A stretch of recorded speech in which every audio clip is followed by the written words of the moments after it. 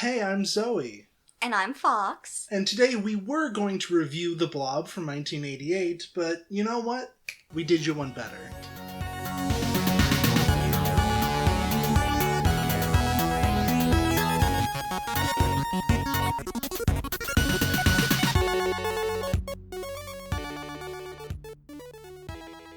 I think what we need to start off with is, hi, I'm Fox. I'm 30 years old. I am not 13. I know what I sound like. I swear I'm an adult. Hello, everybody, and welcome to Did You One Better? This is a podcast where my girlfriend and I watch movies together, and we talk about what we do and don't like about them, and then we say what we would do in their place, how we would rewrite them, how we would reconstruct them or move things around to kind of highlight what is interesting about these movies. So we did, as we mentioned, we watched The Blob, specifically the 1988 version. We did also watch the 1958 version, but that one's really boring, so we decided to do this one. It has moments, okay? It is iconic for a reason. It has specifically 3 moments. You don't have to watch it nowadays. If you have not seen it before, you can skip it. Right. The one of the major pluses I would give to the 1958 version is that it doesn't feel like it's an hour and a half long. So there's that. It makes good use of the time. It's not just a bunch of people standing around and talking about basically nothing. There's no chess scene in the sheriff's office. Right, but I would also say that the chess scene in the sheriff's office in the 1988 one also said nothing about anybody, except that the cops get bored sometimes because it's a small town. So I mean, there's little defending of the original, but we're mostly going to talk about what I feel people don't appreciate enough, which is the 1988 version. Right. Am I mixing that? Was the chess one in the 58? Yeah, it was in the original one. Why did I think it was in the 88 one? It's like when I watched the 88 one, it rewrote all of my memories. It just plastered itself over the memory I had of the 58. Kind of like the Blob itself, as it devours people. It devoured the memories of the previous movie. Apparently. That's hilarious. Right, so let's go through, for anybody who hasn't seen The Blob, and if you haven't seen it, I don't blame you. I hadn't even heard of The Blob until my girlfriend brought it up. Let's do a quick little recap of what's going on, strictly about the 88 one. If there is anything you want to talk about the 58 one, we can, but let's try to keep focus. So The Blob is about, there's this meteorite that smashes into the Earth, and inside of it, there is this, goo-like substance that devours everything it touches, and as it devours, it grows, and that's the Blob. And then the story focuses on a couple of main characters. We have, and I'm not going to remember any of their names. I did not write them down, so... I think there's Paul... Meg Penny? Which is weird. Meg Penny. That's what IMDb said. That's a weird name. No offense to anyone with that exact name, but you probably don't exist. And then Flagg. Brian Flagg. Brian Flagg, the bad boy of whatever the fuck this town is. I'm sure the town has a name, but God, I have no idea. Like Silver Springs or some bullshit like that. I want to circle back really quick to what the fuck you mean that Meg Penny is a weird name. To me, it's a very generic name. The name Meg and the name Penny separate, but the name Meg Penny together. Why?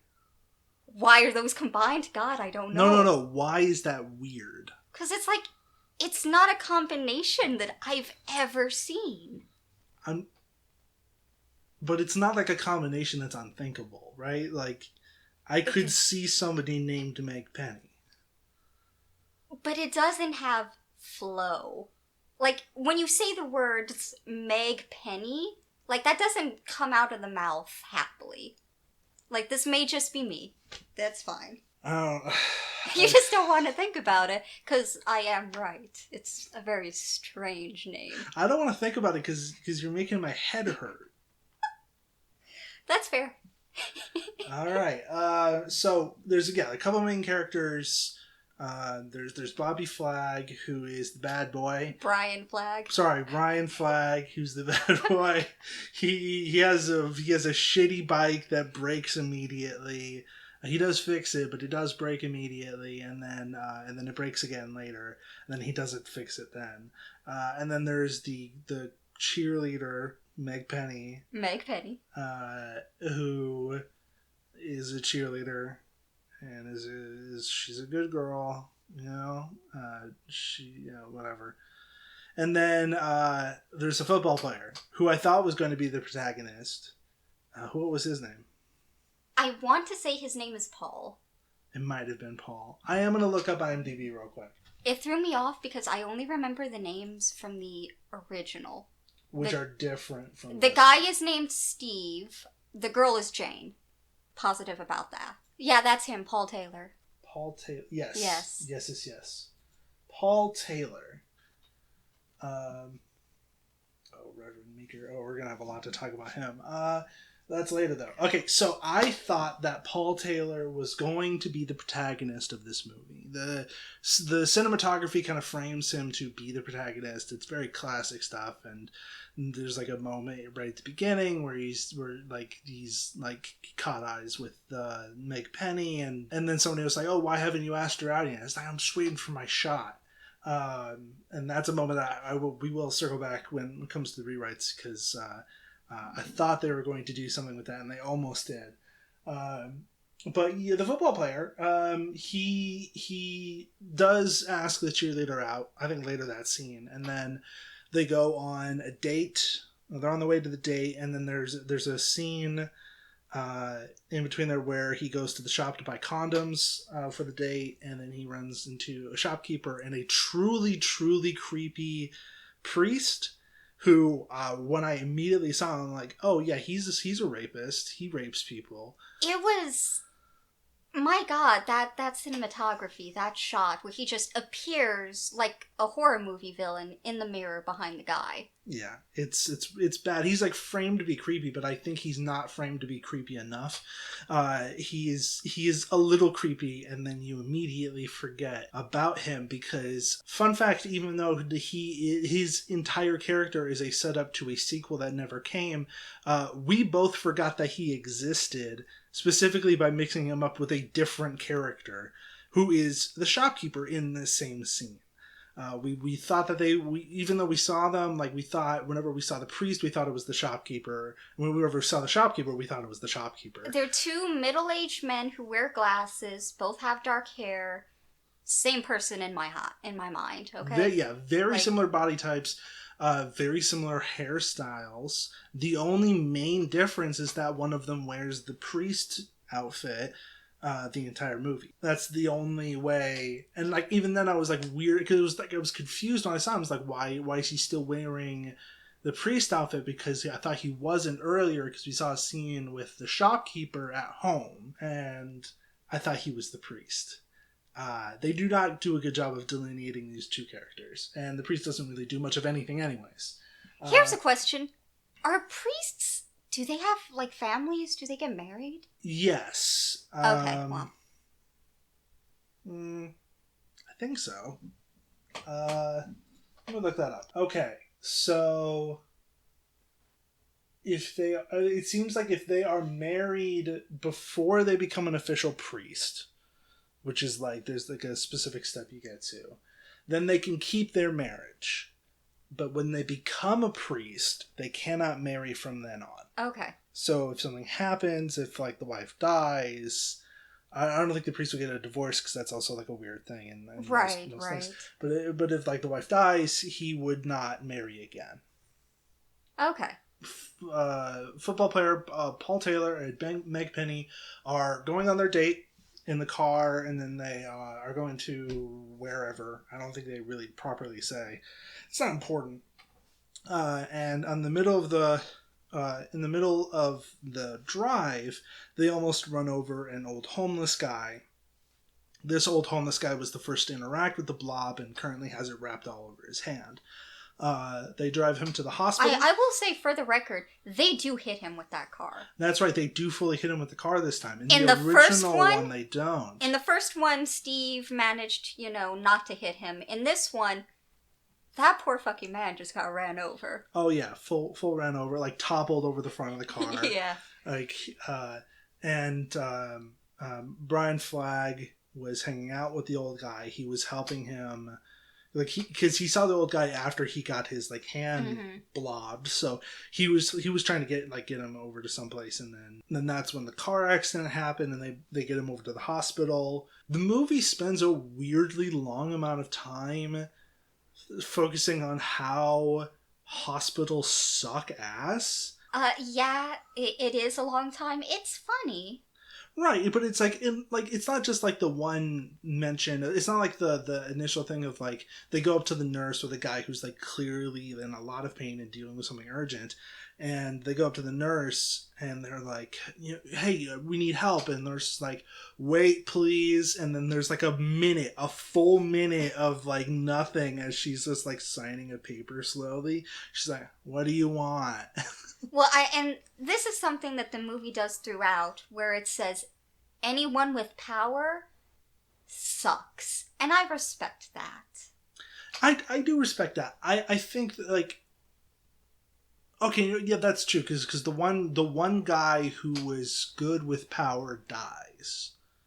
He gets blobbed. He goes to the cafe later and he dies. He gets an off-screening blob. And yeah, he's not even he gets an off-screen blob, but we do see his corpse. We do. It's gruesome and beautiful. Yeah, and we'll get into the details of that in a second. So, the guy goes to the hospital. There's 4 different moments of oh, this hospital sucks and they don't care about their patients, which is weird to me, but okay, whatever. It's weird that it's 4 times. It's you could say it once and I get it, but and then it's revealed that the old man has been killed by the Blob at this point. They've been waiting at the hospital for a bit, and then the old man is killed. And then the football player who is really invested in the health of this old man at this point, he goes to check on the doctor taking care of him, and then the doctor has already been blobbed, and then the blob sneaks and drops down on the football player from above, and he fucking dies 30 minutes into the movie. And I was wild to me, because I thought he was going to be the protagonist, because he was the protagonist. That character was the protagonist in the original. The 88 version is really good with these fake outs and taking your expectations and just knocking them off to the ground. Well, okay, it does fake outs in a respectable way. And it does do some clever stuff to do it. I wouldn't say it's amazing. I think there's a couple of things that keep them from being good fake outs. And one of the ones is that they do too many. And near the end there was one fake out. I'm yeah, I saw that coming. There's a lot of twists. It feels like every 10 minutes. Yeah, for sure. I mean, it keeps things exciting though. Oh, definitely. But okay, so now the Blob stuff is happening proper. More and more people are dying, but the Blob disappears after this. And it gets away before the police get there. Nobody else dies in the hospital. But then other people start dying. It gets across town and starts killing people across town, and then on the outskirts, and then it starts moving its way in. And that night, Brian Flagg and Meg Penny kind of team up to figure out what's going on and how to stop it. Because they Meg Penny was the only one who saw it, but Brian Flagg is something's fishy, something's fucked up going on. So, and she does confront him to make him help, basically. Yes, he is not immediately on board. Because he's the hashtag bad boy, so he's not trusting of anybody, but he gets on board relatively quickly. And then they go to a cafe that Brian is friends with the diner. Brian is friends with the owner, and there's a cool moment where they're closing at the moment that they enter, but the owner allows them to stay and even gives them 2 slices of pie to kind of like, oh, you're sad because you saw somebody die, like, you know, here to cheer up and whatnot. And they have That would cheer me up. yeah. Then they have this kind of like emotional moment, and then Blob strikes again, and there's one employee of the diner, and then the owner of the diner both die, and that's when the sheriff has his off-screen death, and it's like that's when it just like ramps up into overtime. It's just more and more and more and more people die, in very gruesome on-screen deaths. We don't get a lot of off-screen. No, most of it is on screen, and it is brutal as fuck. Oh, it's real bad. There's a lot of good special effects. Some that don't stand up, but you know. They did their special effects in like clever ways. They you could tell this movie didn't have a gigantic budget, much like the original Blob, but they did things in smart ways to kind of work with that, and you know, it looks good. It was enough to kind of like. I don't love watching like direct carnage. Not in like horror vibe. Like if it's like action, you know, shooting like the Terminator, or like, you know, like an action heavy movie and people dying and like blood splattering, that I'm fine with, because there's like this different vibe. If it's like a spooky horror vibe, it kind of crawls onto my skin in a way, and this definitely succeeded in doing that for me. Just for like a couple of scenes, you know. They did a good job of the special effects, and also like dragging out like some of the death scenes just long enough to be like, not just like, oh dear lord, it's like there's that creeping sensation along with it, which is, I enjoy that. So yeah, no, more and more deaths happen, and then this government team arrive the same night to kind of contain what's going on. And I made a joke while we were watching about like the guy who was like leading this team was like, oh, he watched the original Blob. he knows what's going on here. Not quite. He does know what's going on more than he should, but I really wish it was that he watched the original Blob. That would have been a really fun moment. That would be hilarious. I would have loved that. But he's quarantining the town. He's trying to find the Blob and, you know, capture it and all this other stuff. And Brian is like, this is suspicious, and I don't like people in power, and I'm a rebellious teen, so I'm not going to go along with them, and I'm going to do my own thing. And then Meg's like, no, like this, they're trying to help us. And then so they split up, and Brian finds out by sticking and hiding around the camp that the government officials are shady. Like they created the Blob by putting a virus out into outer space. Like the thing that crashed into the ground was like a piece of a satellite, and cosmic rays hit this virus and heavily mutated it into the Blob, and it was this whole thing. And it's now this like very powerful bioweapon that they're going to use to win the Cold War, because it's a movie from the 80s. And that was the big thing in the 80s. It was all about that Cold War. Oh yeah, killing Ruskies.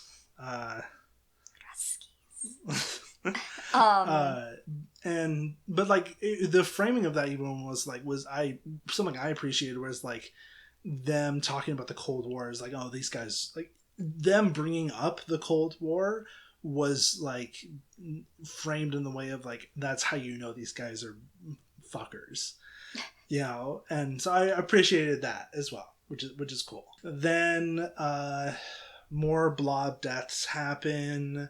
They're trying to quarantine the city. Brian's trying to like let everybody know what's actually going on. Meg gets trapped in the... the attack on the movie theater happens. Yes, they did do a nod back to the original Blob, the iconic scene where everyone is running out of the theater because the Blob has attacked it. And like the Blob is like pushing through like the projector window and like squishing through, and it's really, you know, all this other stuff. They recreated that in a really cool way, and they had like added like a little cool tense scene where Meg's trying to get her brothers out of the theater, which was set up Her earlier. brother and the brother's friend. No, I thought they were both brothers. They were both in the same... No, because they were going to visit their friend, but that was the excuse to go to the movie theater. No, one was the friend. They were saying they were going to stay at his house, quote unquote. And the guys, they were able to sneak into the movie because the other kid's brother worked as an usher. Okay, that's fair. Then these two kids look very much alike. They really do. I think they may have been brothers in real life. I think we may have, some face blindness issues. Well, you say that, but let me take a look, actually, because I think these kids might have been brothers in real life. I mean, you can look it up. You might be right. They did look incredibly familiar. Yeah, that's the other kid. So yes, they are. Okay, yeah. But look, this is the one kid, and then look at these kids. Yeah, I mean, they do look strikingly similar. They are not brothers in real life, though. Michael Kenworthy and Douglas Emerson, different families. They are very similar. They're two little toe-headed boys. Have you ever heard that term? I have. I'm not even sure what it means, though. It's blonde hair, white, tall, small. Okay. It's an old term. It's a weird term. I never knew what it meant. Yeah. So the sister comes and gets them from the movie theater, and the Blob chases them down into the sewer. Yeah. And they gain some distance on it, but the government people are like, we're going to trap them in the sewer with the Blob to contain it.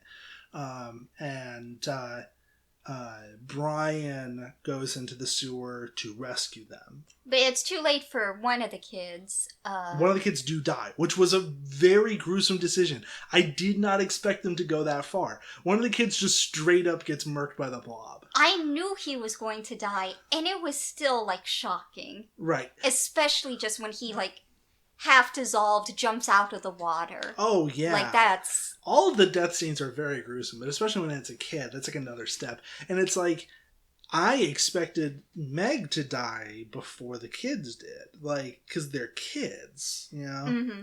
I do admire this movie for killing a child. Out of context, that's bad. Well, with the movie part in there, it makes it a little better. I mean, but that's the context. Yeah. Well, no, because people can't clip it. So somebody can't, take this and just be like, oh, Fox said a bad. Okay, so they're in the sewer. The government people try to trap them in. Brian comes in. One kid dies. Another kid escapes. Brian gets Meg, and they both escape a different way. And then other action shit happens. They eventually figure out how to defeat the Blob based on some stuff that he did earlier when they were hiding out in the diner. They were in the icebox and the Blob wouldn't come in even though it could because it was cold. And they find that out. And they're like, oh, cold defeats the Blob. And which, mood, that's how you defeat me. Just turn it below 70, I'm dead. Yeah. Yeah, and then it's just a lot of action after that, which is nice. And then there's the priest is also there at the end, and he's ranting and raving about how it's the apocalypse, and he's a weirdo. And then there's an ending where the priest who got half his face on fire in the final fight with the Blob, he's preaching to a choir about the end times, and it's a lead into a sequel where he revives the Blob because it's of stuff that doesn't matter. The sequel never happened, so I'm not gonna bother fucking describing that. On one hand, I'm glad that we just have that little tease at the end. I'm not. I don't care. Okay. I mean, a sequel would have been nice. I would have trusted these people to do a sequel. I think they could have done a good one. Maybe. I would need to hear the pitch of the sequel before I'm like, yeah, and sure. it would tie in, because, the original one had a sequel, nearly 2 decades later. So that's how you know it was good. Oh, totally. Anyways. That's what happens in the Blob. Some of our thoughts on it. Overall, I think we did enjoy it. It's a little creepy, actiony, fun little time. I absolutely recommend it. Yeah, it's good. I mean, it's like, it's fun. And it's especially fun if you can kind of like turn your brain off a little bit and just like enjoy The carnage. The carnage, yeah. The evil Jello going around murdering everyone. Right. So, we both have ideas for things that we would change, rewrite, rearrange to help this movie kind of focus on what's good. I do want to say before we jump into this, this is not meant to be like, oh, you writers fucked up, or a criticism of the movie necessarily. It's just our way of like how we would remake this. Right. This is like how we would like to play with the building blocks here. The things that are interesting to us. I mainly want to put this up because there's a lot of stuff out there that takes similar kind of approaches to this, but it's always framed in a very like aggressive way towards the original creators. Like, they did a bad and I'm gonna do better. No, like, they did a thing. This is how I would do it if I was in their position, and there's merit to that, I think. So yeah, I mean, you can remake something that was good. Yeah, remakes can be good. Just look at this movie. Oh yeah, and this is not and especially for this movie, I wouldn't spend the money necessary to actually do these changes and reshoot, especially nowadays. Like if this was like a remake for now, it would be a very different movie, and we chatted about that. But that's not what we're trying to do here. And I do have my own plans for how I would make this now. Don't you worry. Right. Well, let's not talk about that here. We're gonna save that for later. Maybe we'll see. Yeah. So I'll go ahead and start with mine, and then we'll go to your idea. Then. Yes. A lot of mine are very minor changes. Main thing is take the priest out of the movie. He doesn't matter.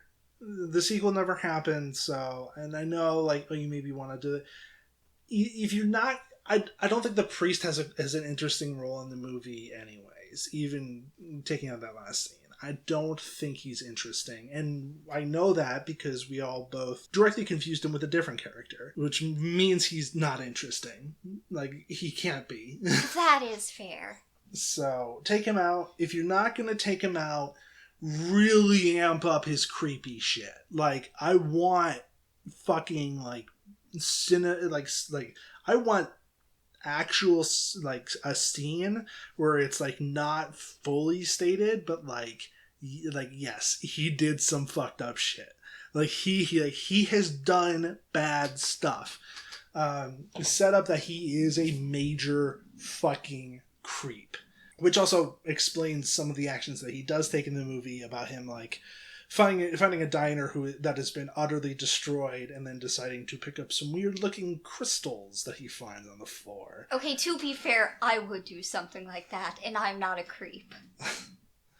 Fair, but it's like, since we only have a very like small impression of him, I think that would like having the creep factor be turned up would go a long way to like being like, okay, I get it. He's weird. He's doing weird things. So there was another thing I mentioned that there was the whole thing about the football player and like him asking the person on the date. I do kind of like how they set up like, because there's a line in that initial scene with the football player where he's like, it's like, oh, why haven't you asked her out yet? And it's not, I'm waiting for the perfect time. And then he just does it later in the scene. What I would have preferred is that he just doesn't ask her out. He is still waiting for that perfect time, but he waits too long and he dies before he can tell her. You need that driving scene with them in the car. It's important that she's along for the ride. So they could just be friends. It's kind of already implied that they are. Like, so they could just be close friends and they're just going to hang out. Maybe he's like planning on telling her while they're hanging out. That's a thing. Right. But before he gets the chance, he runs over a man. And then that gets delayed and then he dies in the next scene. So he waits. It's too late.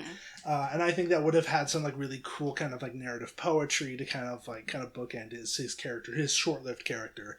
I think that would have been really cool. I think another big change that I would have is that Brian Flagg, the bad boy, I think he comes off in the beginning of the movie as like too aloof, like, oh, I don't care about anything that's going on in this town. I don't like anybody here. Like, it's like, and that's like very bad boy character traits. But like, it goes a little too far. There's like, it's implied that he knows the old man and likes him, and then we have a scene where he does like this mechanic that he like hangs out / works with. But like, I would like a little bit more. I want something like something specific. We know this kid cares about something. We know that under all of this harsh exterior, there is a kid here who gets excited about something. I want to double down on that. I want to make sure that that is emphasized in the first 15-20 minutes, in those like first two scenes that we have with him. Because it's not really shown quite enough. So like make sure that we know that he cares, so that when it's shown that he doesn't, it kind of means you get what it means more. And those are the major changes, honestly. I think there'd be like minor things, like have them say out loud that they're noticing, like when they're hiding from the blob in the icebox, have them say out loud that they're noticing that it's retreating from the ice. God, please, yes. I know, like there's something to be said for like, oh, subtlety, and like you don't want to be like, you know, there's times when saying something goes too far. I think in this particular case, it's fine for them to just be like, look, it's moving away, and then have it be that. Like, they could just say that, and then later on... Because when they don't say something, they just come off as goddamn idiots. Right, and it's believable in that moment of, like, they're freaking out, they're scared, to be like, they genuinely didn't make that connection. That they're just happy that it didn't chase them in. And so, like, having them be like, oh, you know, it didn't follow us into the icebox, like, that's good. Like, it's important. And then there's, like, minor things. I would have loved for the black guy mechanic to have a few more lines. He's a good character. He just doesn't show up. Like, he's just not at all in the story. It's better than the original one, because the original one, the mechanic dies. I'm glad the black guy didn't die. The one black guy in the movie. Sorry, no. There is another black guy that does die, but the black guy's also the villain. So that's fine. That's the scientist and the lead of the government. He is black and he dies, and that's fine that he dies because he's a scumbag. And then there's the black mechanic, and I don't think there's any other people of color in this movie. Oh, no. But I mean, like, that's two more than the original. The employee of the diner is Latino. He is. But he doesn't get any lines, and then he dies immediately. Correct. So that's 3 more than the original.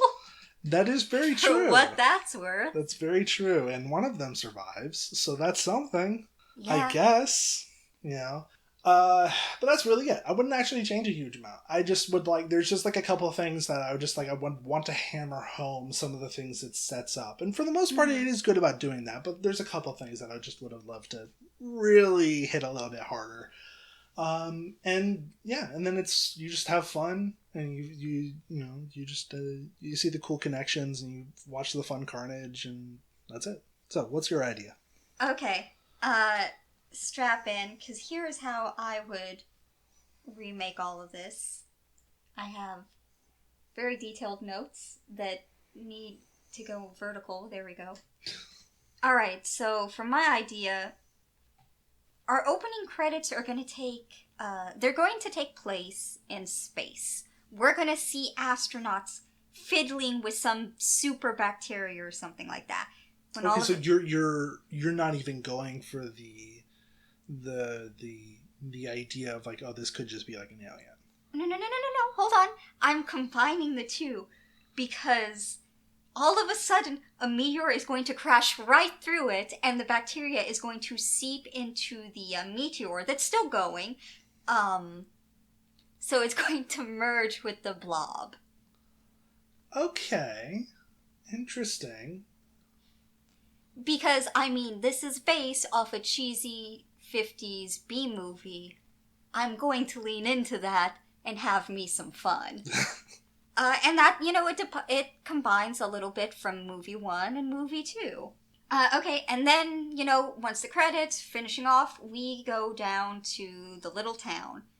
And it's going to start off a lot like the first movie did, the original.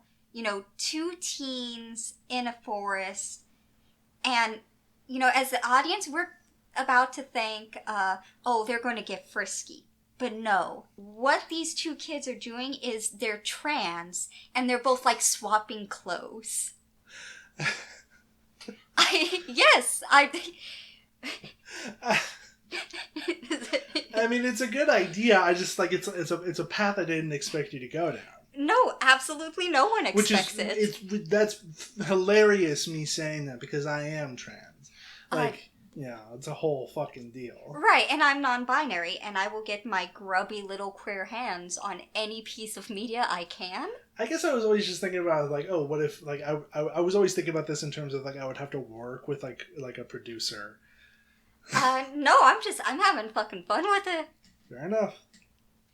Because, like, what's the chance of Paramount? No, who owns the rights? This was TriStar. Yeah, you're right. Well, what are the chances of them, like, hearing this and going, like, we need you two on this stat? Okay, so, you know, they're in the middle of swapping clothes, affirming each other's genders, all this good stuff. That's when they see the meteor, and I'm imagining the trans guy, the Steve/Paul, to be like, oh, shit, I want to go follow this meteor. And, like, it's his car, so... and just like in the second one, instead of a farmer, it's going to be, like, an old houseless man. And we're going to see, you know, the Blob eat his hand, as is tradition. What I'm thinking, actually, because I want to add the dog in there. Like, he was kind of present... Yeah, but in the remake, but in the first one, it was a puppy that they kept, like, trying to find. They kept running off. Didn't the puppy die at some point in the first one? No, I don't. They did not kill the puppy. I'm almost positive. I think it was, like, ambiguous at some point. Well, I think they were afraid of the puppy dying, but then he shows up. Or he could be dead. I remember him showing back up later, but I think after that, it's, like, a little ambiguous whether he survived. I think it's I think what happened is, like, the dog probably wasn't a good actor. Yeah, that's fair. Which happens with dogs. I don't blame them. Yeah. What I would like is, so the guy, his arm is being eaten, and he shoos his dog away because the dog wants to get to it, you know, to help him. But he's like, no, stay away. I love you too much to let you be hurt by this weird alien thing. So the dog is going to run into the middle of the road. The dog is not going to get hit. I'm not that much of a monster. I need to make that clear. And the dog is going to bark at them and lead them into the forest, you know, to help them. You know, then they're going to, like the first one, take him to a local doctor. They explain, you know, what they've seen, the meteor and everything. Also, and I'm drawing heavily from the first one, I know. Right. But like in the original, there are going to be some friends that see them going in. But instead of, like, this weird scene of them driving backwards in a race against each other... Yeah, that was weird. There was nothing else to do in the 50s. Apparently. It was either get frisky in the forest or race backwards. Like, those were your two options. Right. I do want to, like, just because it's on my mind, and this might not even make the cut, I just, like... I want to just very briefly talk about another weird scene that's in the 1988 version, which is right after the old man gets the blob on his hand, and he runs over to Brian. He runs, like, right up to Brian to try to cut his hand off in front of him, and he doesn't even make it through. It's really weird. It's like, what are you doing, my guy? And I was like, why are you running up to somebody to cut your arm off? Right, like, it's a kind of a fake out, like a jump scare almost, but it's just... It's a little weird. I think that's what they were trying, but it didn't even register as that for me. It was just like a person doing something very strange. Right, yeah. Alright. Keep going. But yeah, so instead of wasting time, there's one friend in particular, and I'm basing him off the original. There was the guy who wore the blue flannel, and he was just... Was that the gay guy? Yes, he was so homoerotic with the main guy, Steve. A gay asterisk, never confirmed. Right, I mean, it is a 58 movie. Yeah. But it's just like the queer vibes. And maybe it's because, Steve McQueen is, the other actor. I mean, noted, iconic bisexual in Hollywood. Right. I think at that time he was probably fucking James Dean, or, he had fucked James Dean. Anyway. Good for him, I guess. I mean, I wish, right? Anyway. Okay. Continue on with your remake. Anyway, yes, that guy is here. He's very queer. He really wants to get with the trans guy. He's a complete simp. And much like, Paul in the original, he's waiting for the right time, but he just keeps on waiting. Because he's stupid. Paul in the... No, you mean... I'm sorry, Paul in the remake. You know what I mean. Well, I had to ask. Okay. Yeah, just like Paul in the remake, waiting for his shot. But, the simp is not going to take it right away. But yeah, he's going to come in. And as, he's coming in, the Blob is actually going to work a lot faster. He's going to start devouring the old man. Everyone's trying to figure out what the hell is going on. The old man's going to be consumed. The doctor's going to get attacked. And the simp is actually going to, get the other two out of there. Oh, okay. Mm-hmm. And then... I'm imagining some other friends there who come in hey, what the fuck's all this screaming about? They're going to whip out their phones and they're going to record it because they're Gen Z. They know what to do. They go to the police. The police are like, this isn't real. And obviously you've done something to the doctor. And he just calls their parents to drag them home or whatever. The sheriff goes to see all the damage done. And the Blob, absolutely in gory detail, is going to devour him. Because, of course he is. I don't know, maybe some family scenes, yada yada. Family's not going to be so important in this. The family, I'm not making the same in any of them. So I've decided as a throwback to Flag in the 88 version, Jane, the trans girl, is going to have a single mom who's trying to understand her trans kid, but she's very cis about it. Right. She's trying, but it hasn't really occurred to her to read anything by an actual trans person to understand. And as for the guy's family, I think we're just gonna go with, how the girls was in the original and the remake, protective and overbearing. Right. And then there's going to be so many scenes of the Blob just sucking people up all around town. Definitely going to lead into the gruesomeness of the second one. I don't want to pull any punches. It's, the kids going around town trying to warn everyone. And I'm thinking, in this one, the Simp's got an older sibling working at a liquor store. We're switching things up with a liquor store.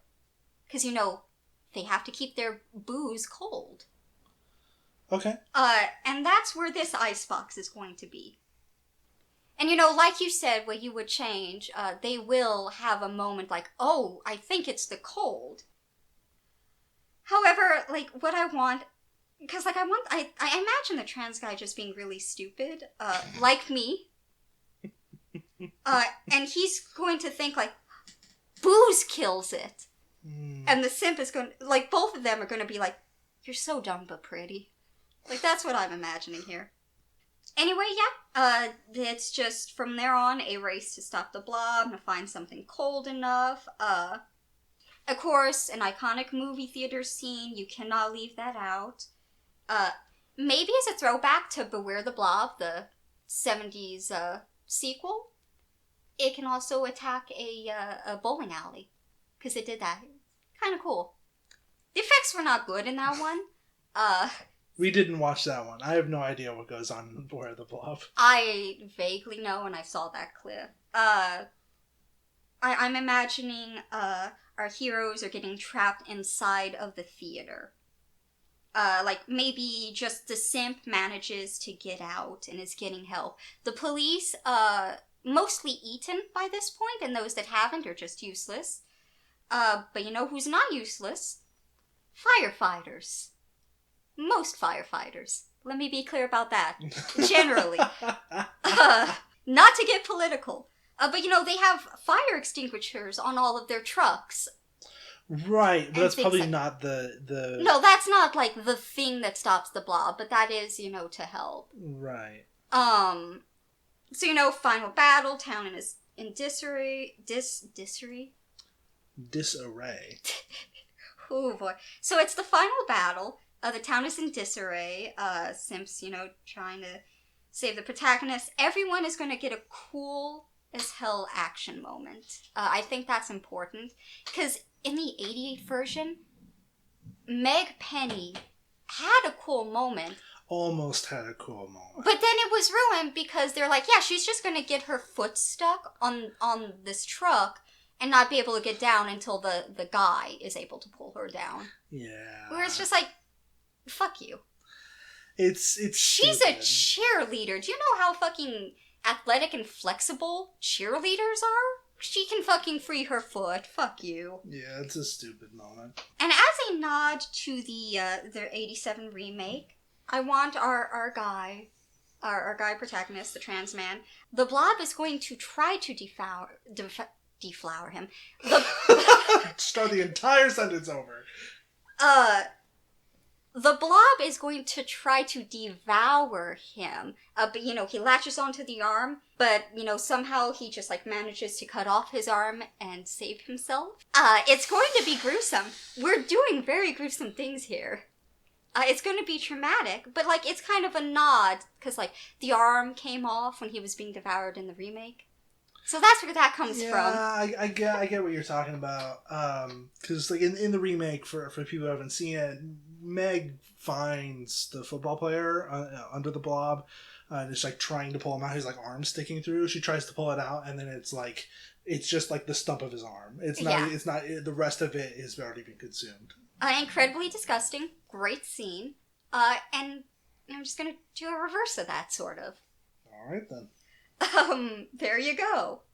I kind of don't want the government to show up. Because why would they care that, you know, a disaster is happening to some small town? They're not going to act fast. Like, maybe they won't even stop by until, like, a week later. Well, that was the thing about the remake, where it was weird that the government showed up. Right, yeah. And it turned out because the only reason why they showed up is because they were the ones who created it, they were keeping an eye on it. Right, and then these ones are just like, well, they're not going to give a shit. Right. They're not going to show up. It's going to be all over Facebook and YouTube. Mm. And in the end, to harken back to the original, you know, one character can say, like, the only place cold enough and safe enough to keep this creature is the Arctic. And then Jane, I imagine, will be the one to remark, well, that won't last long. Mm. And that's how we end it, because I want this to be as political as I can make it. Mm. I mean, yeah, I think a lot of these ideas are good. I'm very on board with a lot of what's being talked about here. I don't know. I personally wouldn't disfigure one of the trans people. I would probably have somebody else do that. Maybe the simp gets his arm cut off. Yeah, oh, you know what? The simp, like, gets his arm ripped off, and that's when, in the moment, he's like, you know, tries to ask the trans guy on a date. I like that. Okay, so... to tie, you know, he's been waiting for so long, so it ties back in. Yeah, okay, I see what you're doing. It's just, like, the way you said it made it seem like it was literally, like, a couple of seconds after. I think having it in the same scene is okay, but it should be, like, maybe not literally right after his arm gets cut off. That's fair. I can go either way on that. So, yeah, a lot of the stuff I do enjoy. A lot of the stuff is stuff that I'm very much into. If I'd heard that premise for like another Blob movie, I probably would watch it. I'd be down for that. Thank you. So yeah, that's what we've got for this. Do you have anything else? I do have two things, okay? Somewhere in the script, someone has to refer to the Blob as a glob. Because the original movie was almost called The Glob. But that it was is a reference only you will get. Yeah, but it's for me. Like, it is fully for me. And if someone else happens to get it, good on you. Fair enough. And then I think this is something we can both, over the end credits, the Blob theme song needs to play. Remember the Blob theme song from the original movie? Oh. There was a song all about the Blob, and it's amazing. You don't have to watch the original Blob, but look up that song.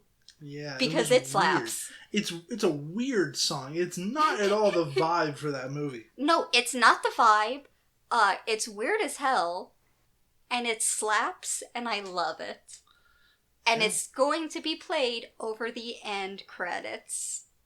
I'm fine with that. Yeah, I'm fine with that. Because the end credits is where you put the weird stuff. It would be like a remastered version, like a new... Right, yeah. Thing. All right. So that's what we got. Those are our ideas. That's what we liked about it. There's some issues that we had, but overall, Blob is fun, especially if you're up for some gruesome B horror. Definitely fantastic. Definitely go ahead and watch it. Watch 1988. Don't watch 1958. I'm gonna be very. I know you're a fan. 1958's fucking boring. It's just really boring. I'm a fan, but I can also admit it sure as fuck is not for everyone. Like, just look up the Blob theme song and the iconic running out of a theater scene. All right, that's what we got for you. Hope you enjoyed, and anybody out there who wants to use those ideas, feel free. Just shoot us. I don't even know what contact. We're the first thing we recorded. We haven't set up anything yet. But if there is contact info related to this show in any way, let us know. I would love to know if somebody treated it as like a YouTube video or as like a fan film or anything like that. If anybody uses any of our ideas, I would love to fucking know. And if a producer is out there with the rights to the Blob and you want my version, please reach out. We'll talk. We'll do business. And that's how we're ending it. Goodbye, folks. We'll see you next time.